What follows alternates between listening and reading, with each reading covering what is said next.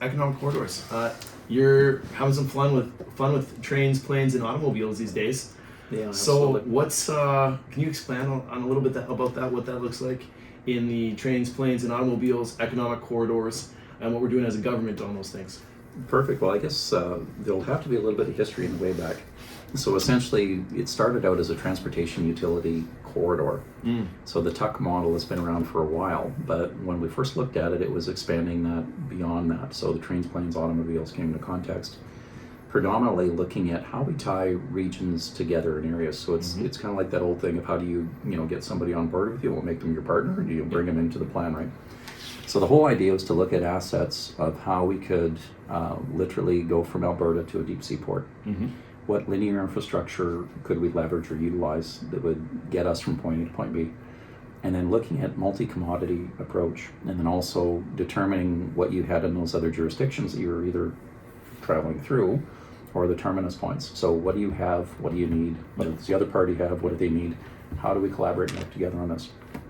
So when we get fixated on a particular asset type and a particular commodity type, it falls apart. When we look at utilizing rail as an example, folks are typically really comfortable with rail.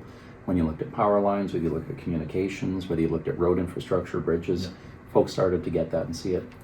The other thing that we've been a little bit challenged with in Canada for years is folks typically would take a siloed approach.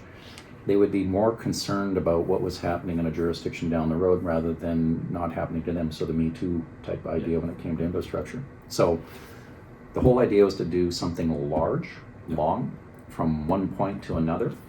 The Arctic, it's a big place to play, so we want to do that. We want to get off the West Coast, we want to tie into the States, and we want to get rid of Hudson Bay. So when you started to expand that, it really started to make a ton of sense. The other one too is being cognizant of how our treaties were written in our country. So the treaties themselves, the treaty boundaries, overlap provincial boundaries. So by leveraging and utilizing our First Nations partners within those treaty jurisdictions and areas, they then can organically span a ton of those interprovincial barriers that take place.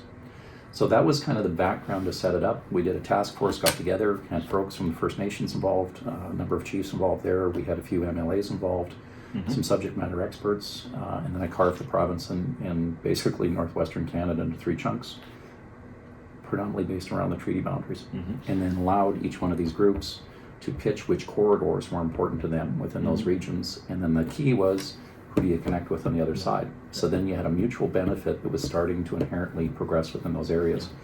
And lo and behold, by having them be the dragon's den on either side, bring those together, you had some commonality between those corridors.